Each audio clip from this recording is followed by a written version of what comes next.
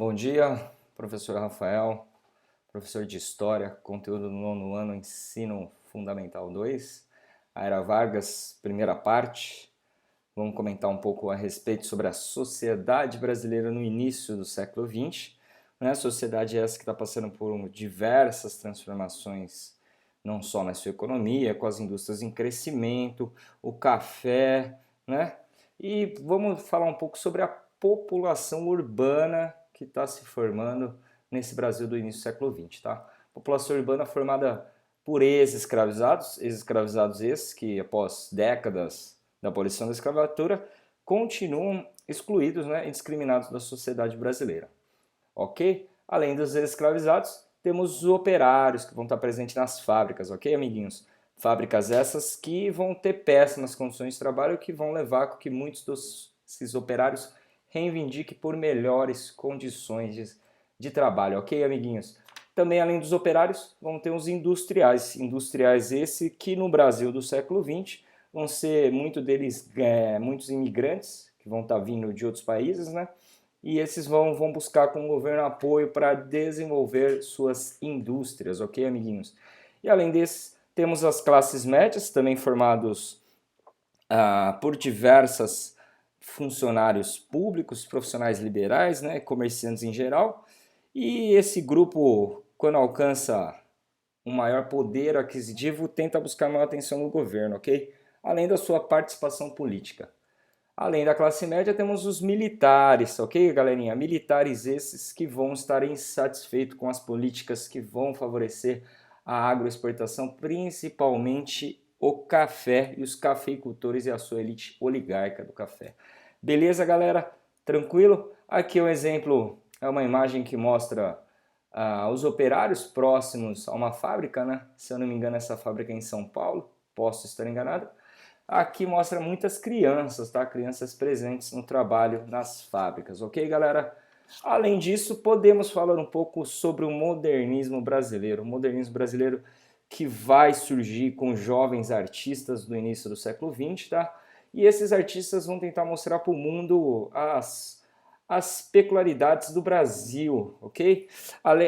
Desses grandes artistas, podemos citar Tarsila do Amaral. Tá aqui a obra chamada Operários, que ela mostra as diversas facetas brasileiras da sua população e, no fundo, as fábricas e suas chaminés, ok?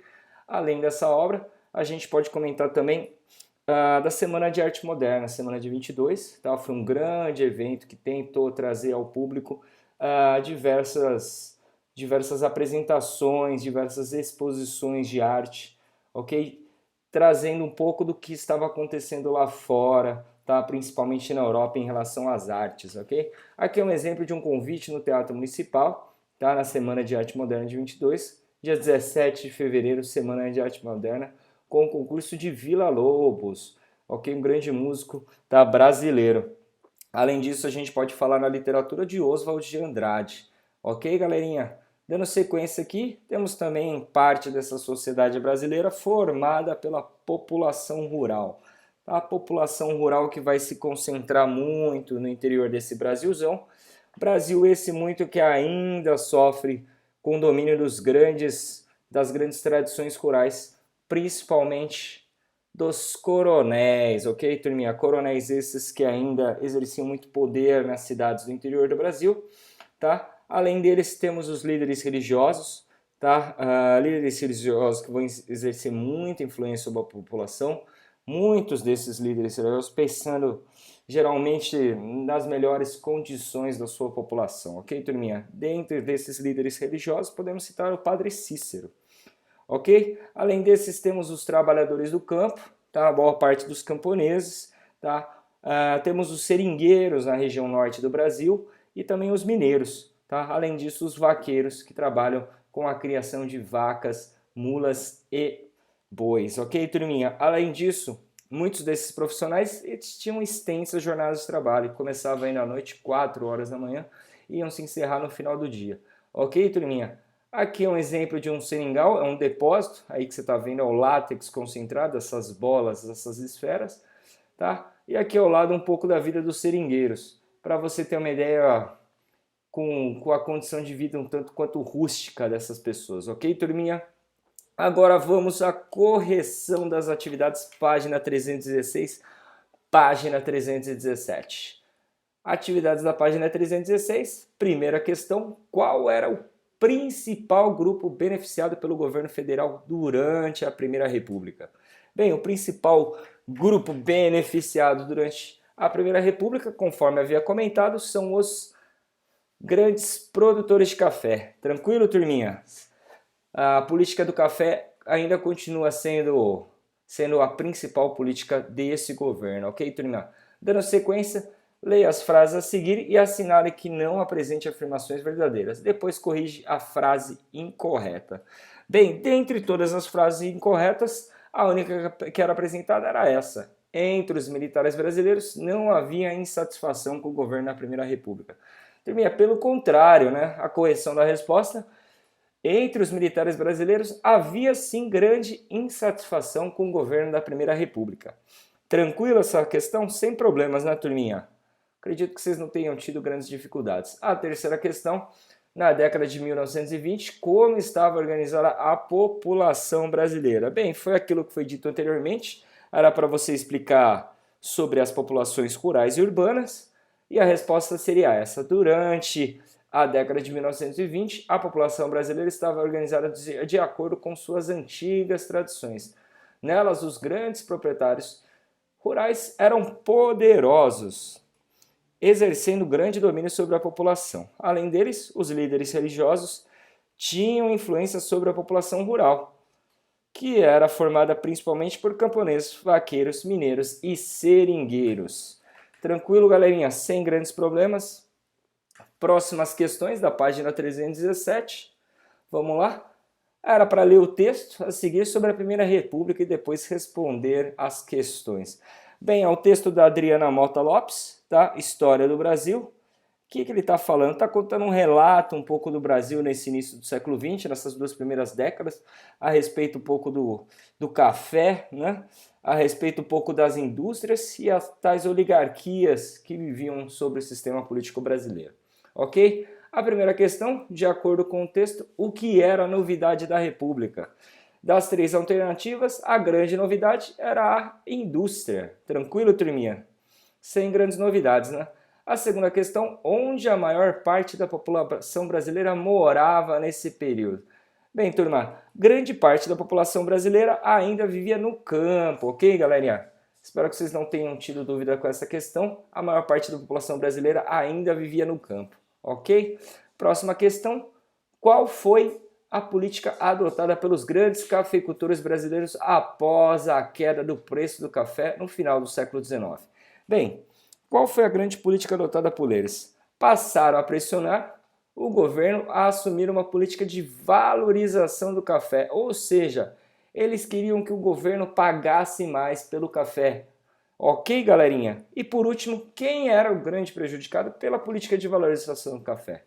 Bem, quem vai ser o grande prejudicado por essa política de valorização do café vão ser toda a população brasileira, sendo que os únicos beneficiados vão ser os grandes cafeicultores. Ok, galerinha? Espero que vocês não tinham tido dúvida. Dando seguimento ao conteúdo, a Primeira República em crise, pois bem, período onde diversos setores estavam insatisfeitos com esse regime oligárquico, tá? Os militares estão insatisfeitos, tá? Os industriais estão insatisfeitos, grandes camadas rurais estão insatisfeitas e alguns movimentos vão surgir contrários a esse governo oligárquico, ok? O primeiro grande movimento desse vai ser o tenentismo. Tenentismo esse que vão ser diversas revoltas que vão ocorrer entre os anos de 22 e 24, tá? O que eles queriam, dentre os principais objetivos, eram reformas nas instituições republicanas. Ok? Eles queriam uma maior centralização de poder e o fortalecimento do nacionalismo. Ok? Dentre os principais episódios, temos aqui a imagem chamada Os 18 do Forte. Bem, é o Forte Copacabana, tá? Vai ter um conflito armado entre esses 18 militares e um civil. Desculpa, eram 17 militares e um civil. Foi um conflito suicida, né? 18 pessoas contra uma tropa do exército.